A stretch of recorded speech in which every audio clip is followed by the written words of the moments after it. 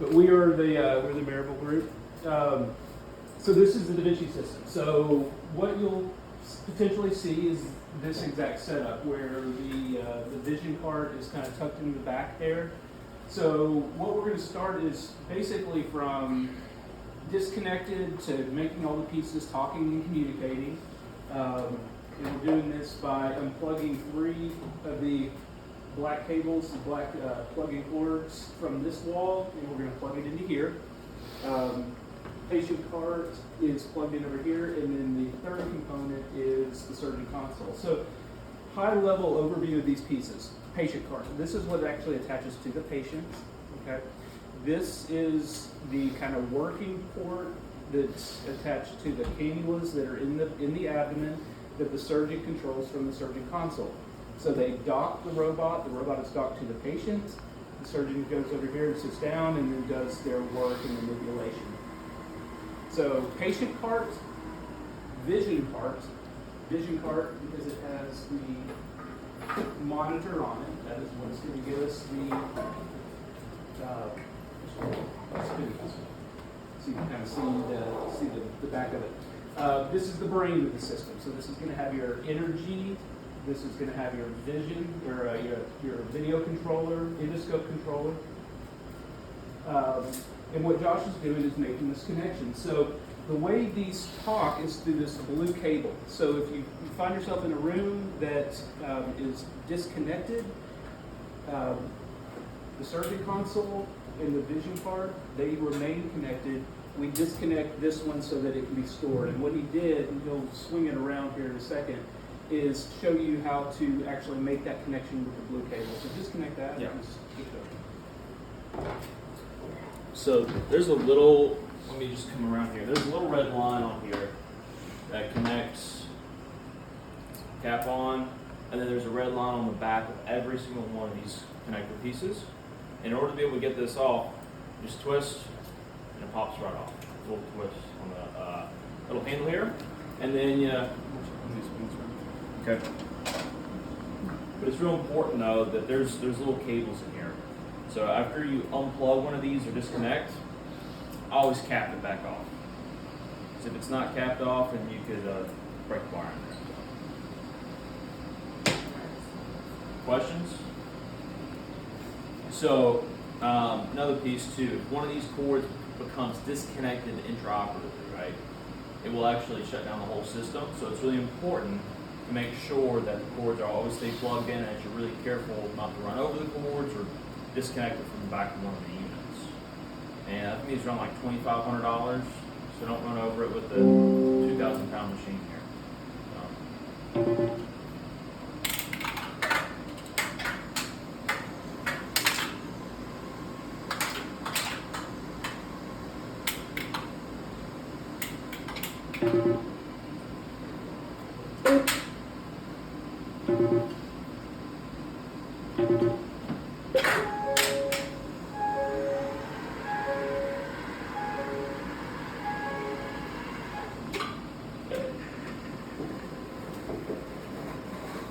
I'm just swinging this around so everybody can see where this actually gets plugged in. And it's, you're going to have to kind of come over the table. All these connections are this little blue port. There's a little cap, and Josh mentioned the little red line. So what you're basically doing is just going to lift up the cap and insert the blue cable, red line to red line. You should hear an audible click too if it gets plugged in. And then you'll notice that we turn this component on separate from the other systems, but as soon as we plug it in, everything begins to boot up. So it's all interconnected. We have a term that you can arrive late to the party, but you can't leave early. So what that means is any of these components can be standalone powered on. You can plug them in, but as Josh was saying, you can't unplug anything once the system's booted, or else it's going to require a restart. So you saw me moving this, and as Josh mentioned, this component of the system weighs about 1,500 pounds. But Davinci is ready. when I just grab this handle, this is the cart drive enable switch. As I just pull this handle, I mean, I'm not using any force whatsoever. It drives very, very smoothly on its own. So as you're prepping for a procedure, this is really the way it's going to be set up.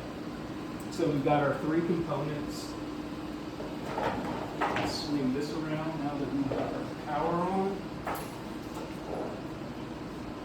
Turn our power to our E100. This is for specialty instruments, vessel seal extend, and synchro seal. And this is the ERBI generator. So this is the main component for monopolar bipolar energy. Okay. So we've got everything powered on. We've got it connected. And we are ready to kind of be getting ready for the procedure. So in the course of opening a room, you're going to open your back table, you're going to get all the equipment and parts and pieces that you need. To get Davinci ready, we're going to need to drape these arms for sterility. Obviously, this is going to come in contact with the sterile field, so the arms need to be sterile. And you see me kind of moving the arms here. So what I want to talk about at this point is kind of the geometry and engineering of an arm. So we've got LED indicators, which give us a lot of information, and we'll talk about that. And then there's several buttons associated with the arm movements, okay? Starting up here at the top of this arm right here is the instrument clutch. So I can press and hold and move it, and notice what gets moved. It's from this joint forward, all this rotation, okay? I have this button right here, which is called the port clutch. This moves all these joints to allow us to get into position. So think of this as kind of like your big motor skills, and these are your fine motor skills, okay? So port clutch, instrument clutch. The instrument clutch also, the port clutch also gives us an additional function that if I'm holding it and I'm kind of giving it a little upward pressure, and it allows us to steerily control the height up and down. So we can do that from the sterile field. There's also an opportunity for a circulator to control those same movements from the back of the helm. They can control height, they can control rotation. Out here on this arm,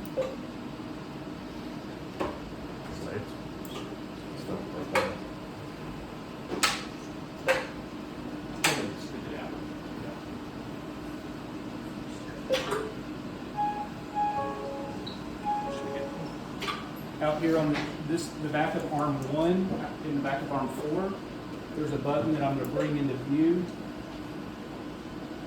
right here, which allows us to get rotation again from the sterile field. So this is a way for, if the robot's not perfectly positioned and you want to make a little change to it, you don't have to run back around. The nurse doesn't have to run back around to the back of the console to change it.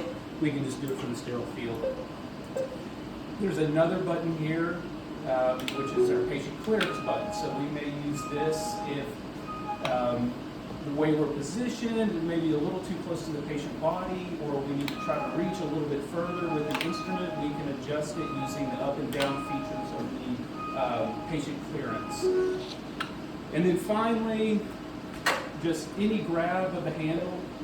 So I'm just grabbing, I'm not pressing any buttons, just kind of grab, give it a little shake, and it gives us the ability to control and kind of move it out of the way. It kind of locks all the joints so that we can extend the arm and get it to where we need to go.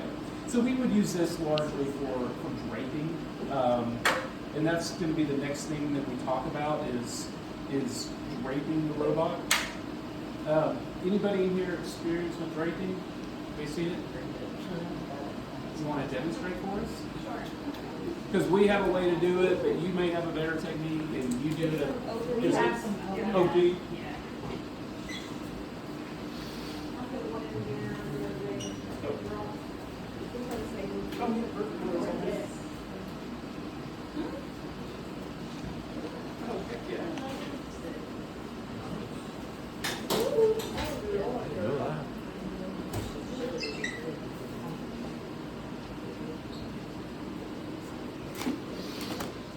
So the first thing I like to do, and we kind of touched on that, I try to get all these within a decent area before I scrub in.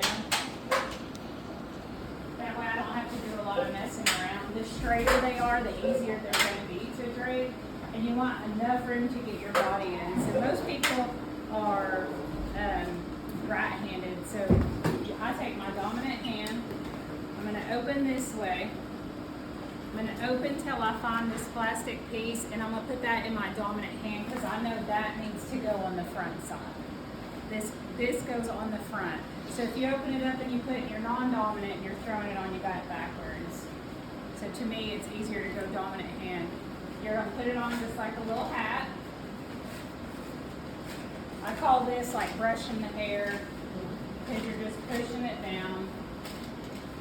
Most important thing, and if you don't do this, you're going to have issues when you're going up to the field. Pull tension on this plastic when you're clipping this in, because if any plastic gets in here, it's not going to seat your instrument. So pull some tension, click that in.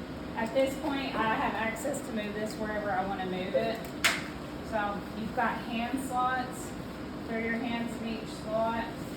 Walk your drape up. Click it in. And there's a lot of excess, so I always pull a little bit up. Stand this up.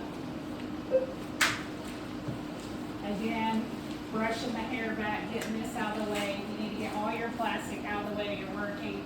Do your last clip. And then I did these, but that's an old habit from the old one. And then I'll set this one out of the way.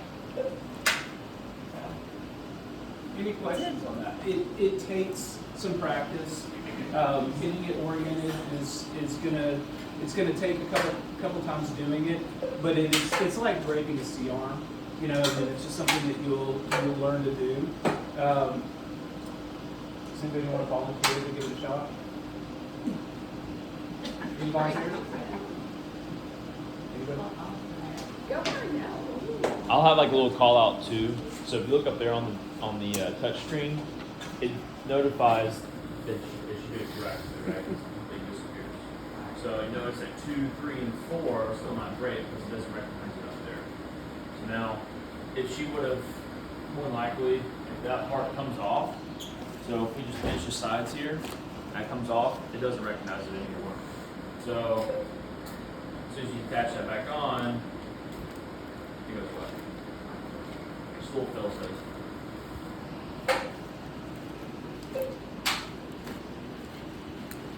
So this in my dominant hand. That's how I do it. You don't have to do it. You just always want it facing you. Now, if your hands are inside there, okay, so you got it right here. Perfect.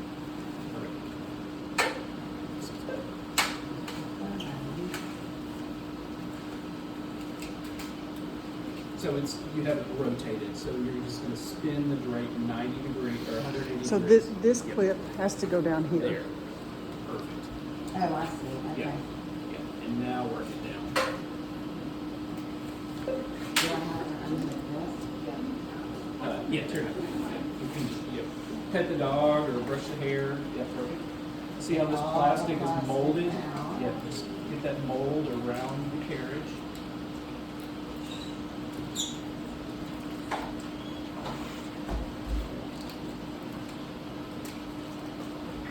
And then it should just Yep. click into So place. you should just click right in place, and you should see all 5 of those this spin.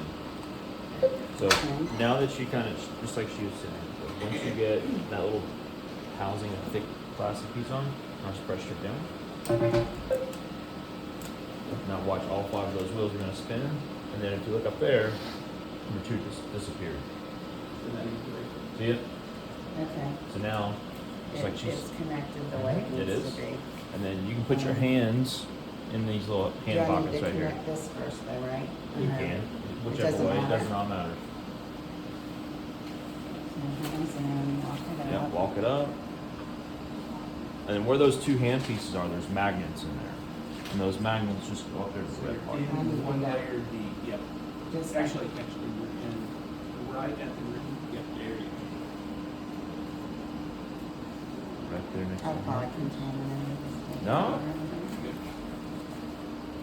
Yep, Okay, and then you walk it out. Yes. bingo. Put it on.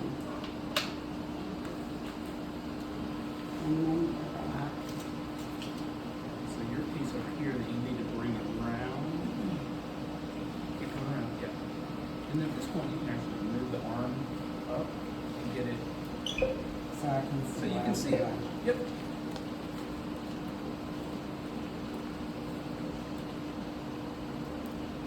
It's gonna go there, right there, like that. Perfect.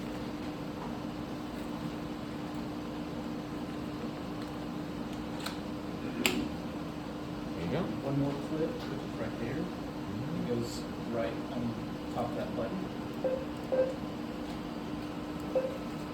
take this slack out the back. Perfect. That's not as easy as it looks. It Really. takes just a little bit of practice. And But our robot's this all easier needs now, to be huh? pushed back like that, right? That's good. And then And what about Kristen, these guys? yeah, these little flex strips. She makes them kind of like in a U shape or yep, just like that. That's just an old habit. Yeah. You don't have to now, do you? On the Well, new one? it's still the way we instruct. And what it does is it just creates a track so that the instrument doesn't gravity Yeah. break On as the you old one, if you didn't do that, you set you would yourself poke holes. up. Yeah. And then how, well, you'll show, probably What? show us that, just disconnect it. Yeah, Just yeah, pop we'll- off. You'll show me. Good job, Mario. Better than ours. So as you drape an arm, now that you're sterile, you just grab it, you move it back, and you want to just make sure that it's behind this LED indicator right here. Okay. And then it'll be ready for driving into the patient. There's one additional drape. This is I'm not going to open this unless you'll have a spare. Was this one? Y'all pulled that out. That's fine. Have you seen it? I don't think they have. Okay, this is a column drape, so inside, make some space here. This is the column of Davinci, and for cases like GYN or urology, where you may have instruments coming in and out, or you're getting close and potentially blood or splatter, so we drape this. So this is just a simple, looks like a sheet. It's got a little magnet that'll attach up here, and then some flex strips that just wrap around and just keep this column sterile and clean. So at this point we're draped. So what Josh did over here was he added his clip, his instrument arm clip, and then the cannula mount clip. So that we essentially have draped these arms, and the system recognizes that it has drapes on it. And then we are ready for Davinci to be rolled in. Okay. This point, patient comes in, gets positioned on the bed. You're draping the patient sterile field. Set these aside.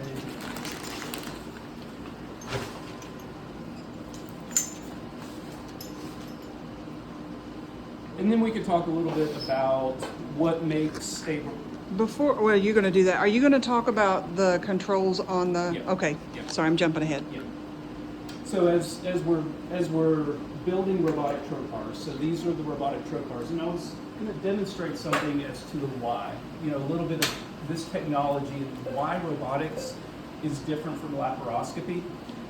When I connect this cannula to the instrument arm, so what I'm doing is I'm gonna press this lever right here, this thumb lever, and this is how you would dock the cannula to the patient. You press the port clutch button behind it and press the lever at the same time, and that allows you to bring it in and match the two together. So this will be connected to a patient, and so you got to bring the arm to the patient. But why robotics is different, why patients experience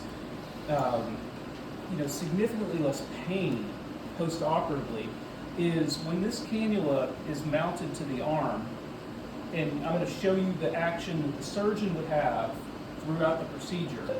If you look at this cannula and specifically look at this black line, the thicker of the black lines, this is called the remote center. So all of the motion of this arm and the instrumentation all pivots around this single point in space. So as much as I'm doing this and moving it, there is absolutely no movement against the abdominal wall outside just rotation.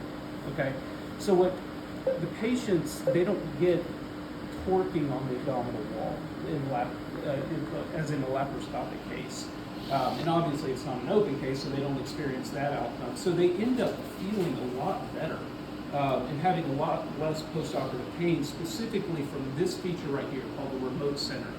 So again, it's all around a fixed point in space. So to release that cannula, I'm just going to click this lever button down and bring it up. So build it for you.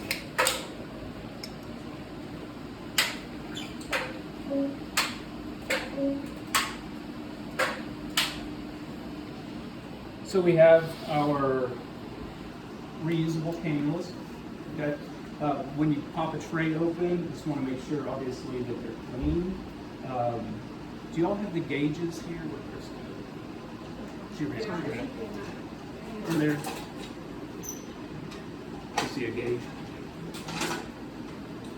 No, they might be put back up there. So there's a little metal steel plug. It's about this long. If you see that there might be a bend or a little kink in the tip of it, they can get dropped, they can bend. You can pass the gauge through to make sure that it's patent and that it's not going to get bound on the instrument as the instrument goes through. As with every technology or everything you use, just inspect to make sure that it's good. Seals are sterilely individually packed, come in a little pill pouch, not a pill pouch, a little blister pack. And these are the 5 through 12, so these are the universal seals. So this is the only seal that you would need to grab. Simply connect the seal to the top of the cannula, and then our disposable optical obturator.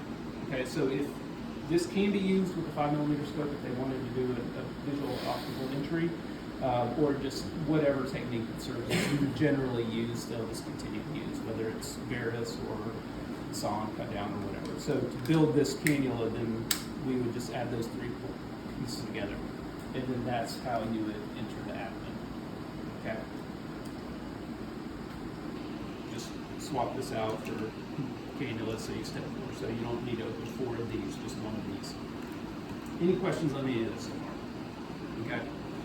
So in terms of our procedural flow, now patient's in, patient's draped, ports are in, so we're doing a hysterectomy. So I'm going to have a kind of a midline port. Really, this is more surgeon preference, and we would instruct them on how to set up their cannulas so that they get optimal spacing. But just so you all know, generally we have a target anatomy. So this is going to be our insufflated pelvis. Let's say we're doing hysterectomy, so uterus is our target anatomy.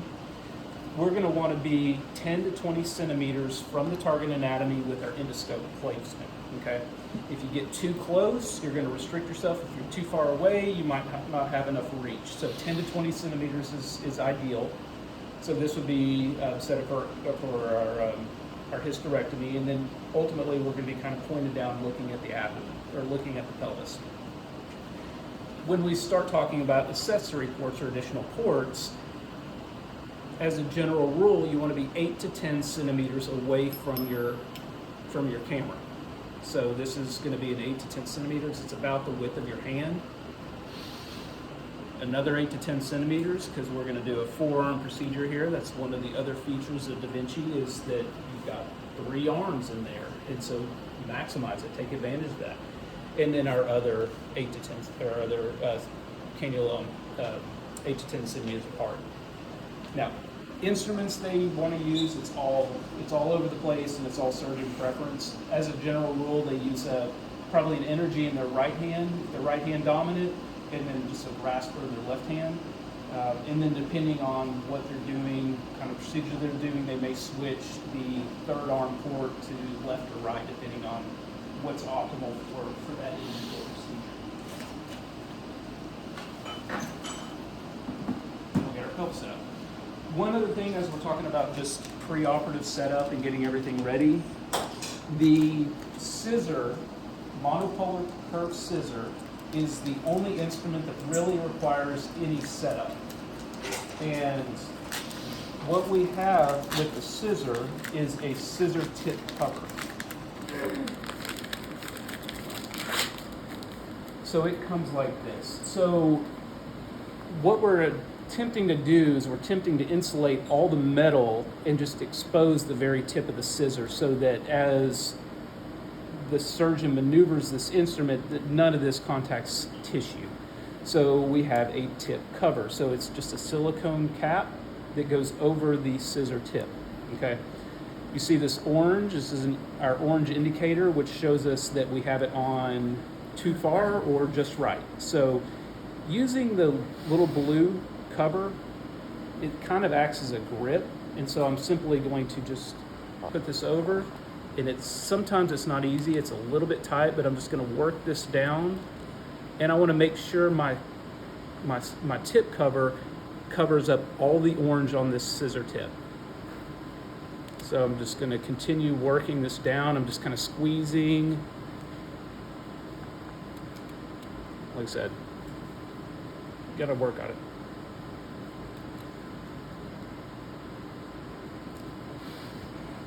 So one of the mistakes that I've seen sometimes is if you pull that tip cover too far over the orange, and it actually will not go down the cannula. So I've covered up my orange there, you see? Yeah.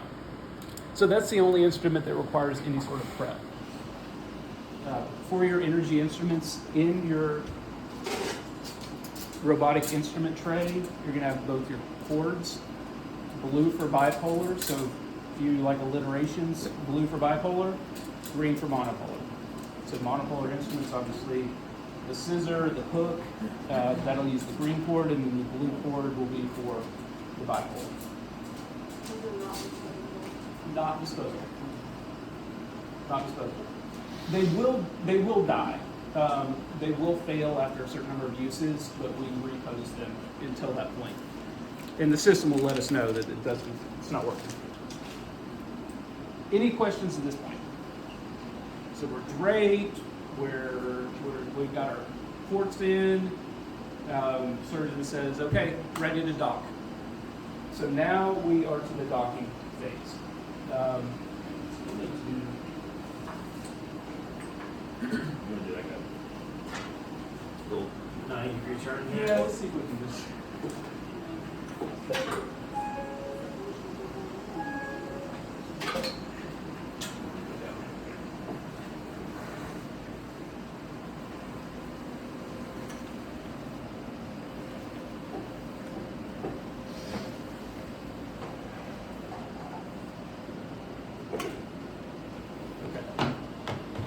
Who are our circulators? Okay, so this is going to be kind of your job. Everybody else is going to be sterile in the room. So this is, come up close so you can kind of see what we're doing here.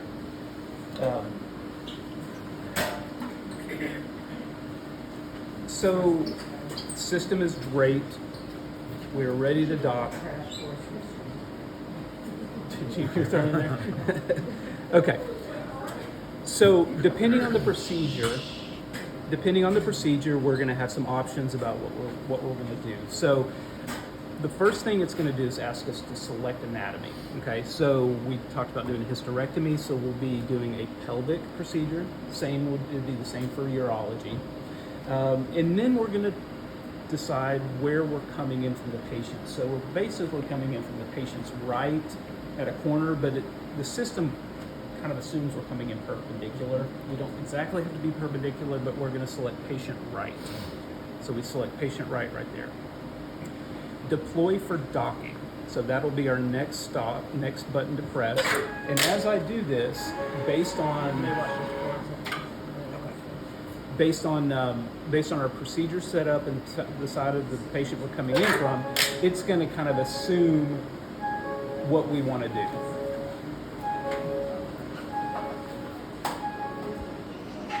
So obviously we are completely backwards because we have it turned around. So I'm going to stow it back and then we'll drive it back there and then we'll have you come in, okay?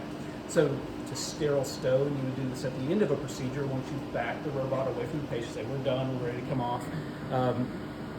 you would drive it straight back and then press and hold sterile stow.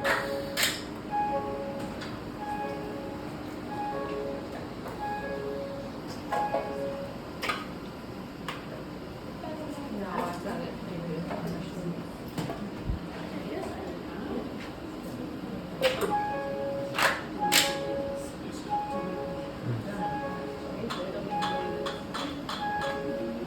So all these buttons are press and hold buttons as well. It's not just like a one click. Just keep that going there. And then wheel it back around.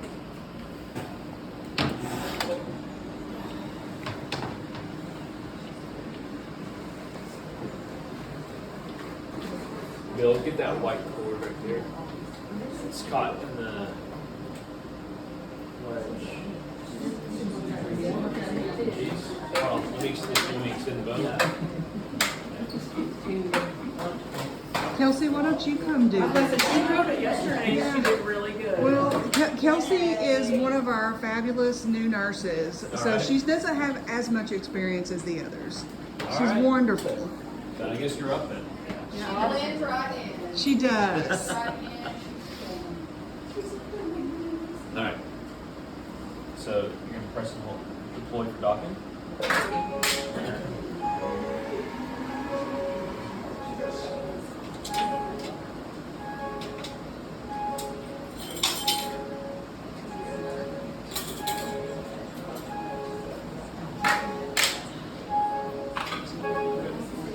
And then what we're going to do from there is we're going to drive. So whenever you press and hold the switches, you get a green line that comes up, has a crosshair on it. And that crosshair is going to be driven to the endoscope port, okay? And then the surgeon will be up there directing you in which direction you go. All right, so- Kelsey, dim those lights real quick so we can see the crosshairs. The red ones. That's good. So the green crosshairs right there. So the crosshair itself is going to go right over top of the endoscope port, and then and then the other line is going to go in line with your ports. Okay, so ports are diagonal. Crosshair goes over endoscope port, and then goes around those ports. Pick it up just a little bit. All right, what you do. Press and hold the needle sticks, and then you're going to use your left hand raise the boom. So the boom height is this one. So you can raise and then lower the boom manually from there, or you can spin and rotate the boom, so clockwise. Yep, and it'll go as fast or as slow as you rotate that button. So if you go real slow with your button, you go 1 mile an hour. Okay, all right. Go So for our it. target for the laser line is going to be my hand on this cannula right here. So you're going to press and squeeze. Yeah, you can press it. No, you're good. Height-wise, you're good. So press and squeeze. You see your crosshairs, and you're going to bring them over right here.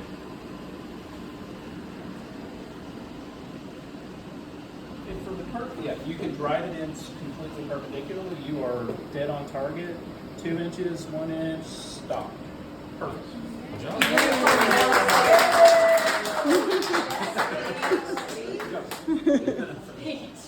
Any questions on that? And I'll tell you from experience, and nurses will probably tell you from experience too, we depend on the scrub techs and the first assist to get that on target. Because if we just start going, there we can't see a whole lot behind there. So you guys have to be watching what we're doing as well. So you did an awesome job. I'm just going to mess you up. Let's just assume that. Leave that on. Yeah, leave them off for a moment. Okay. Let's say that you have a piece of equipment, Kelsey, that you can't really maneuver around, and we're a little bit off. Let's say there's something here, like a Neptune or something. So come back over here, and if you squeeze the grips, you can see now that the crosshairs are right here. So then you can control the boom with this, holding this feature down, so you don't need to, you can release there, press that, so that gives us our laser line. Now I'll take that laser using these functions to move it to move this to right here. So you see your target?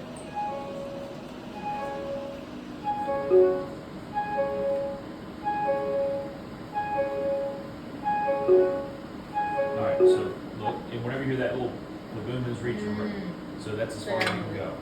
So now, That's height-wise as far as we go? no, it's distance, like reach out. The frame is fully So extended. drive it in a little bit further. Good. Now just go down.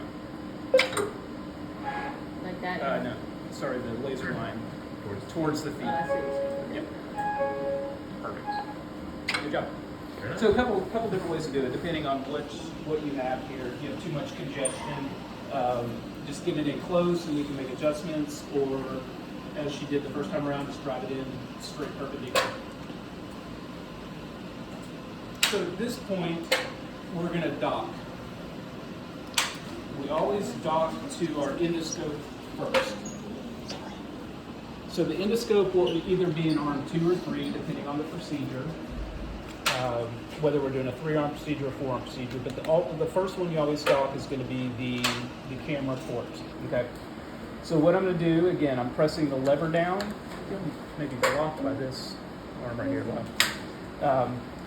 Press and hold the lever, and I'm holding this port clutch button at the rear. You see the blue flashing light, and I'm just going to bring those two together until I hear that little chirp. That chirp is that is connected. See if you can hear that again. I didn't hear a chirp, so. But it's liking it. And then we're going to get pointed towards our target anatomy. So we do something now with the system called targeting. And what that's going to do, it's going to kind of align the arms and maximize the sterility barrier around the system. So at this point, we're ready to introduce our scope. Plug it in. Oh.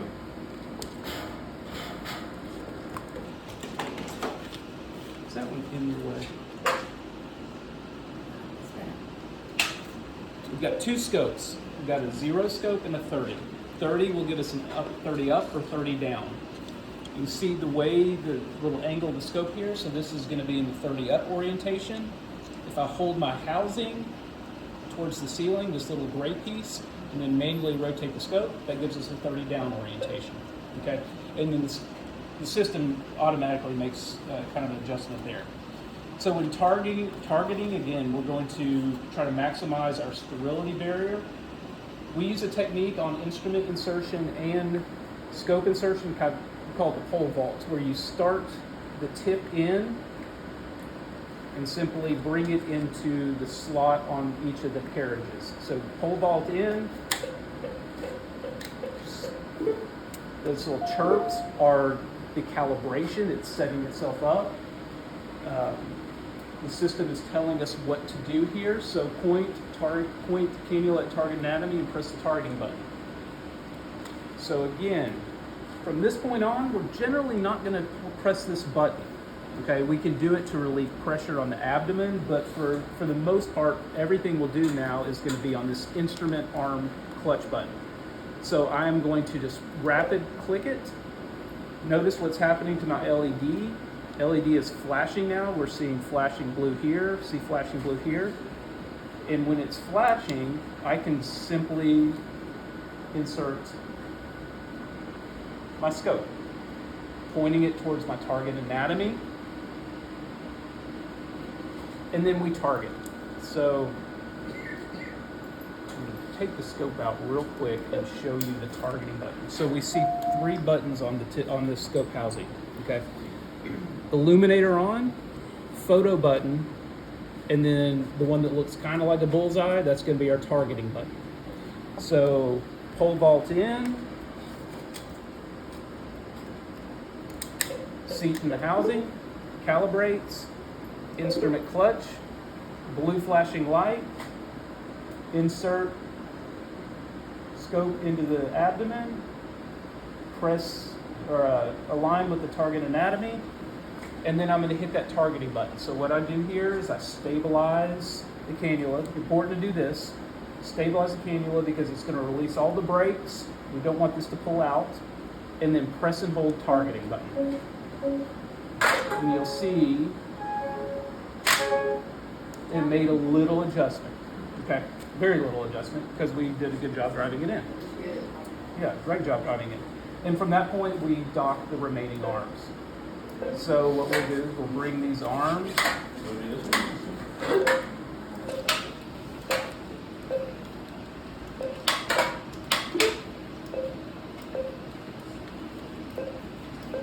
So, There we go. Hit myself in the face with it. The operating table is not paired with Davinci.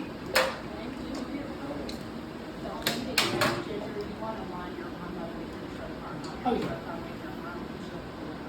Say that again, Christina. You want to line your arm up with your trocar, then connect, not line your trocar with your arm. Because if you're pulling the trocar this way, that way, you're going to end up pulling it out or pulling it in between the layers a little bit. Okay.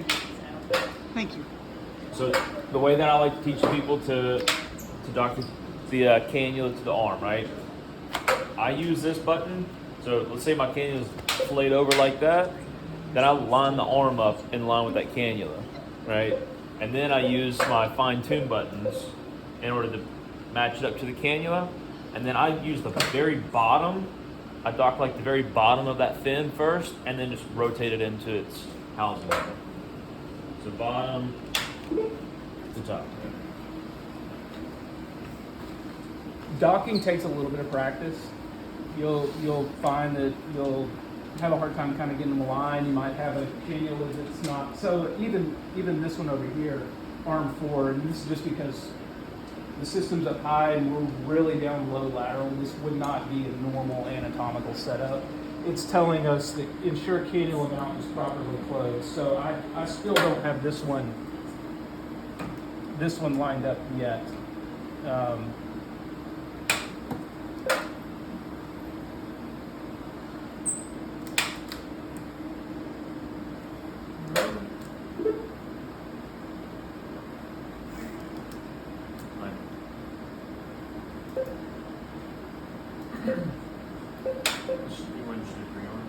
Yeah. We're just struggling. We need a bariatric leak. Yeah, we have our system too high.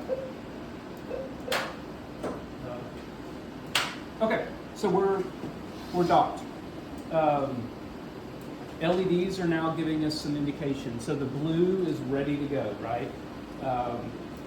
Everybody, can you see the blue lights? Are they visible? Okay. So now we can insert an instrument.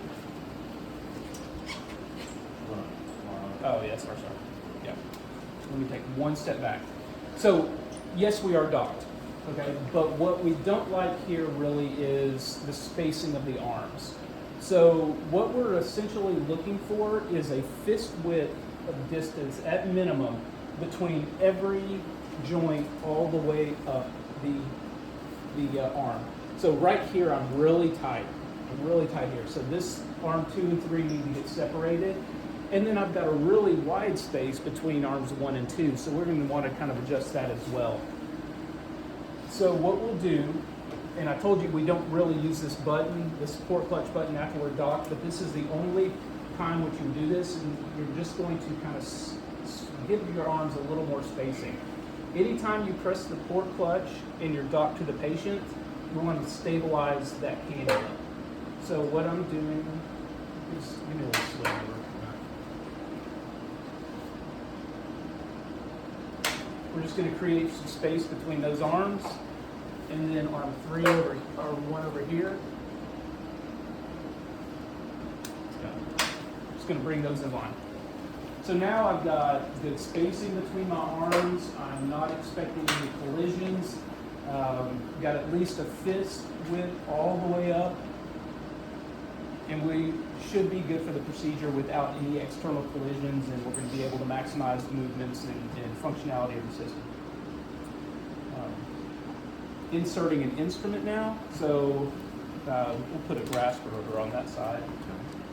So again, pole vault technique. Make sure your jaws are closed. Pole vault. It's reading what instrument is in whenever it's blinking like that. Solid blue means that the surgeon does not have control. But whenever I click it up top and it's flashing, means that you have control and that you can actually insert the instrument into the abdomen now. So what I did as Josh was doing that is I manually took control of the endoscope, and you're going to want to do this on the instrument insertion. Okay, you're going to want to come in under direct visualization. You always want to see where that instrument's going. Make sure that there's not a piece of valve that's fallen over. So I find and identify the tip of the cannula. I'm watching Josh come in, so he You framed it for the wire. Yeah, no, sure. All right, so don't do that. don't do that. No, the drape is caught. Okay. So we bring that instrument in under direct visualization, and then he'll fan over, and then watch me come in from the side.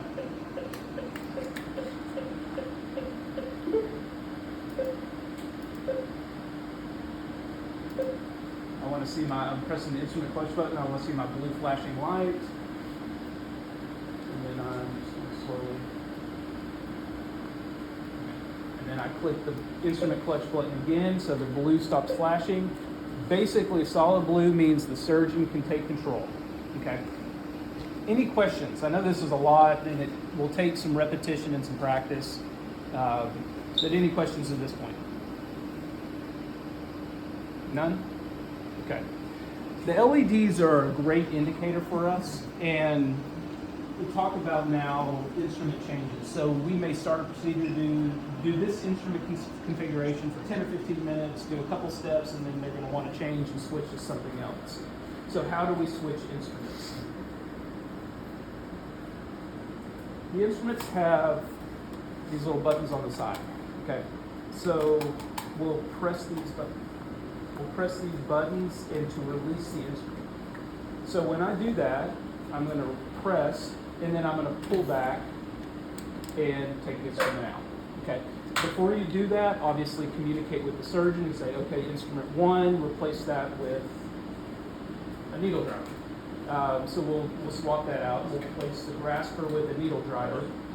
You want to make sure that there's no tissue in the jaws, obviously safety. As a general rule, the surgeons are pretty good about moving it to space, making sure that the jaws are open and not grasping tissue before they communicate that the instrument changed. So we've done that. We've now exchanged the instruments, and we're going to insert a new instrument. So again, I'm going to pull the vault in,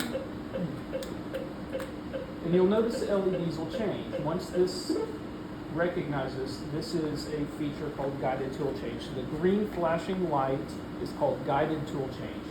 What that allows us to do is to bring this instrument in under the same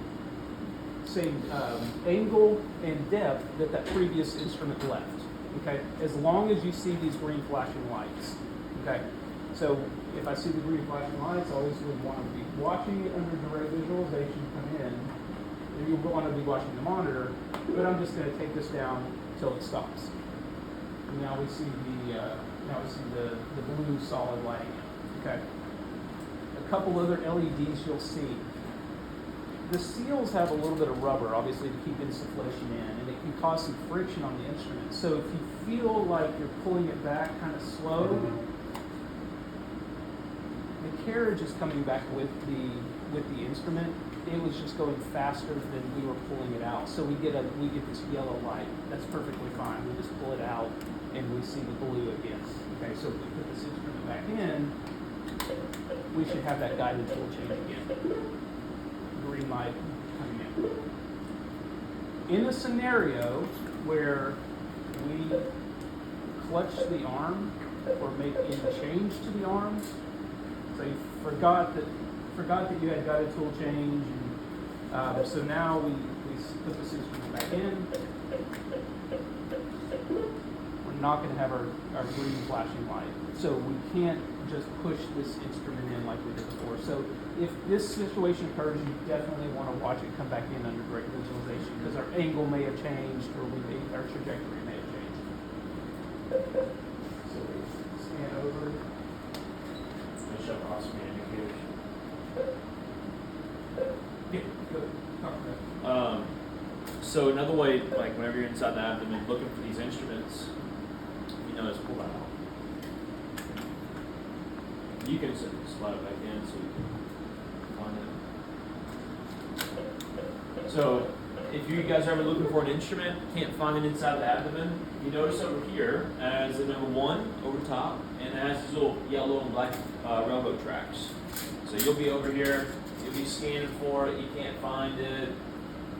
You notice that's, okay, well, we gotta look over there, right? Now it's in the top corner of our screen.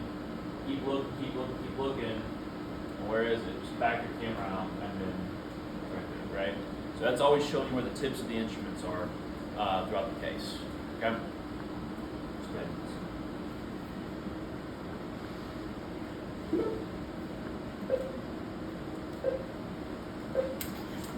Make one other kind of safety point here while we're talking about instrument searching. So this is a bipolar instrument.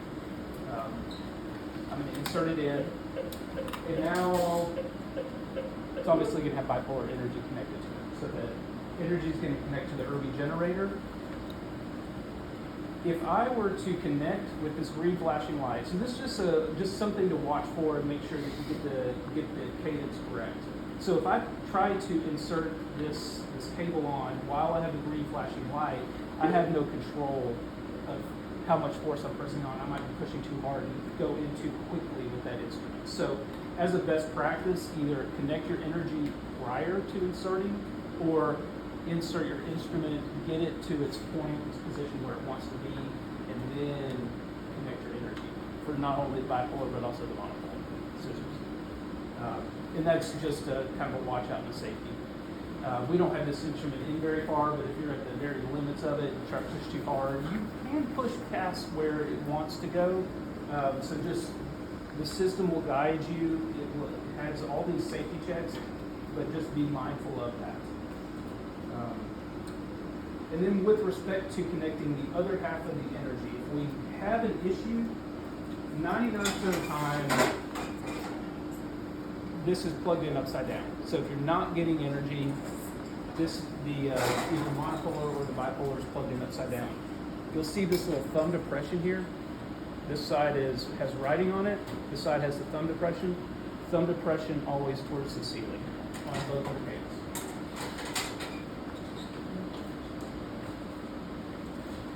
Any questions? I know this is a lot. Fortunately, once you get to this point, you kind of sit back and relax. I mean, these are not high demand cases generally. I'll talk about that. The surgeon really at this point takes over, and we can kind of just focus on the patient and making sure everything's going well with the procedure. Inserting suture generally through an accessory port, sometimes through the robotic cannulas. So you've got these scenarios where, like Sifco, he'll go in through robotic trocar. Yeah. Christy will go through a robot trocar. I don't think she undocks. Sometimes you do need to undock to assist you that. So for instance, doing a hernia where you're going to have to introduce mesh and suture, generally they don't want to add another port to the abdomen. We already have an 8mm cannula here. So what they'll do is take an instrument out, insert directly your suture, your mesh through this port, and then reintroduce the instrument. And that's about it. Is there anything that we've not covered? Please go through it. Yes. More for troubleshooting from the table standpoint, because that's the biggest thing that you guys are going to have to learn is your troubleshooting. So one thing Dennis taught me, he's you guys' guy. One thing he taught me, after you target, let's say you target, you get all your arms in, we always burp. Burp every arm after you're where you need to be, but you still need to watch your tips, because what happens a lot of times on these bellies is there's tension. So when you hit this port clutch button, it's going to bounce back, but you want to make sure it doesn't bounce forward. You also want to make sure you don't bounce back too far. That takes all the tension off this arm. So once your arms are hooked in where they need to be, port clutch to burp them off with the boot. Do you disagree with that? No, Dennis I taught don't. me that. No, that's great. Let me kind of demonstrate what she's describing here.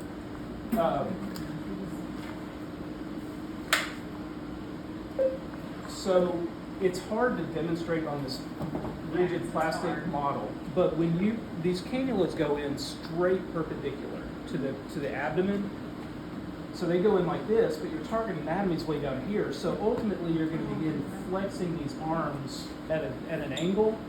So what it's going to do is kind of tint up this part of the body, and it's going to depress this part of the body. So what Chris is describing is the way we burp is with that tension, I'm going to stabilize the cannula and just press the port clutch button. And what that's going to do is going to press the body. The body's going to press up on the arm, and it's going to take that tension off of the arm. Great call out. Yes. Another thing is, this is just issues I've had problems with. When you're putting stuff in on these smaller instruments, you're not going to have trouble. But when you get to your clip appliers and your staplers, when you're pole vaulting in, I always hold where you articulate at, because if you're not and you're trying to put that clip applier in, you're going to turn it and it's not going to go in there. So if you just go ahead and get in the habit, even on your little things, holding your articulating joint, inserting it, then putting it in, that would be a big help, which we don't use clip applier here. Berg does use the stapler though, and that's a big one because that's a big old articulation on it. That's just something from my standpoint I see. And the last one, even though this memorizes where your arms go, if you're in a particularly hard spot, especially prostates, and you're going around, Christy will agree, and Chris, you are here. When you're going around iliacs, just because when you take that arm out does not mean it's going to go right back. Because if you're putting your arm in and you're dropping down, going up, going around anatomy, when you're pulling it out, this tissue is going to go back to where it was. So when you're going back in, you need to watch and go up and around it, or you're going to mess some stuff up. And the surgeons are great at that. If you have any questions, say, hey, can you look back? And they simply just steer the camera back, and they can look at this either at the cannula tip or a safe point in space. It's not often, and it's Right. mainly down in the pelvis. It's absolutely something to watch out for. One thing you can always kind of use as a general guide, and this is even if you're bedside assisting and introducing something laparoscopically, look at the angle of the scope, and that's generally going to be kind of where your target is. So if I'm laparoscopic and I'm trying to get something in, this is not going to be going to where I need it to go. So I introduce it, kind of approximate my angle and trajectory, understanding where we're pointed, and bring it into the field of view. Intraoperatively too, they'll ask you sometimes, like, hey, will you burp the cannula up? Will you burp it out? Can you burp it in? Or it could be the instrument as well. And all that terminology means is that we burp the cannula by pressing the button in order to relieve the tension, but you can also burp instruments in. So the same principle still applies. You still hold the abdominal wall. And so, like, for example, like right now, like the remote center is way too far in. That black line always has to sit at the abdominal wall. And they're going to say, hey, will you burp arm 3 out for me? And all you do, you just kind of pull slightly back on that until you see it come back to the edge of the abdominal wall.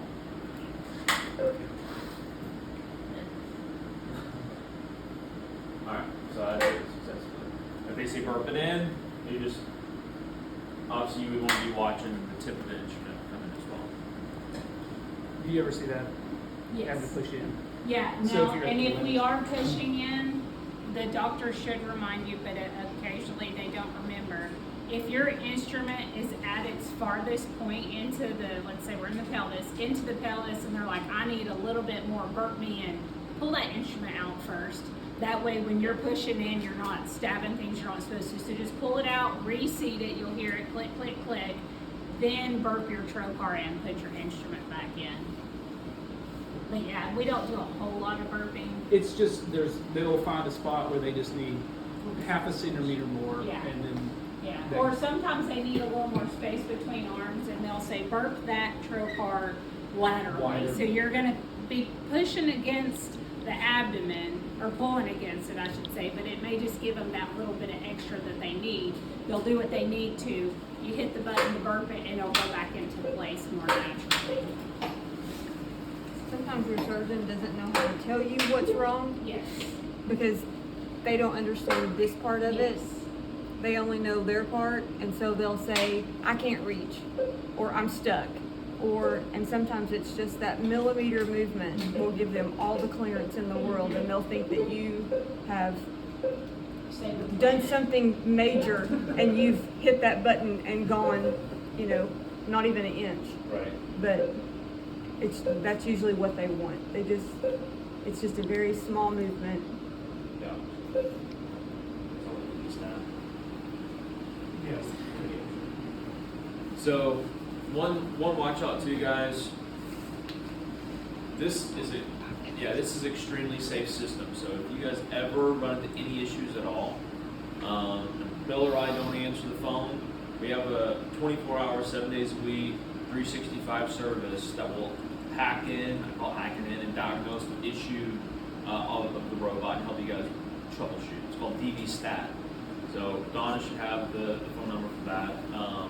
That's Yeah, always keep at your, it on the wall. and it should be on the wall back there too. So And it's actually the first call to make because we can be aware that there's an issue. You know, say that you have an arm that's sticking or a button that's stuck. They understand every single error, they can log into the system and look at it in real time. So the DV-Stat is the first call to make because they are going to be the ones that can absolutely troubleshoot. I coordinate on the back end when we have, Jesse come in and have to take a look at something, but DV-Stat's an absolute great resource. Any other questions, any other thoughts? Take some practice. Jump in one of these cases if you have an opportunity. There's nothing like repetition to help build the skills. Josh and I are happy to help. If you want to pull us off on the side, say, hey, take me to that docking one more time. We can do that at any point. Both Josh and I carry an abdominal model. We can come in and we can do some one-off training for anybody who's really interested in this. But robotics is kind of the way we're going. Just last year, robotics overtook laparoscopy for all this comparable procedures. So more surgeons are choosing this as their modality across the board. Choles, hernias, GYN, urology, thoracics. We're about in just every soft tissue space that there is available right now. And it's definitely the way that they're training surgeons now to come out and do it. The market's driven that. There's been the staffing and supply demands have been really difficult since COVID. And what this system can help do is alleviate the number of people needed in the room. So there's more and more surgeons opting to use robotics. We have it set up. If anybody wants to kind of get on the console, you could take control and see what this feels like and look at the 3D viewer. Happy to hang around for a minute. Camera changes when one eye gets dirty. So do that up there. Show Come up from up here. Well, just Yeah, show like the if their swab. one eye gets dirty, but you can't clean it, how we do it on our end. So what she's talking about, there'll be like a little smudge that shows up right there, and it's really affecting the blade. You guys see? You can click right eye, and it'll get rid of the smudge, or it might clear up the smudge for you. So there's two lenses in the scope. There's a left eye and a right eye. The right eye may get smudged, and that's the one we're looking at, but the surgeon doesn't even recognize it because they've got two eyes. So what Josh has done is just from the main menu, slow down a little bit. Okay, yeah. So display tab, so it's the bottom left tab over here. That's one that's probably going to be pulled up anyways. And then you just select right eye in order to switch to the right eye, and then left eye in order to hopefully clear up your screen. Because the nurse isn't going to be over there. I'm not on the camera. Oh, yeah. Because we're going to be sterile. So for sterile people, if you guys want to switch it, there's this button. So it's actually your targeting button. So Donna, there you go. It's the Pokeball. If you guys want to switch it, notice you can switch the eye from there. And it doesn't, they have no idea No. you're doing it. You could sit there, click, click, click, click, click. They have no idea. It sounds like you've done that before. No. You get bored in a case.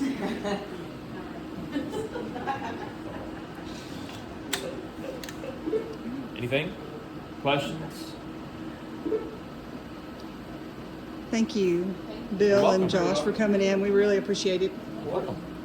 No other questions before we dismiss? Undocking is the same as docking, just reverse First in reverse. Obviously, in the procedure, you want to make sure all the instruments are free and clear of tissue. You take the instrument out and then press the lever and press the fork push button. Detach the tube, lift it up out of the way, and then we'll drive it out. All right, for those of you that have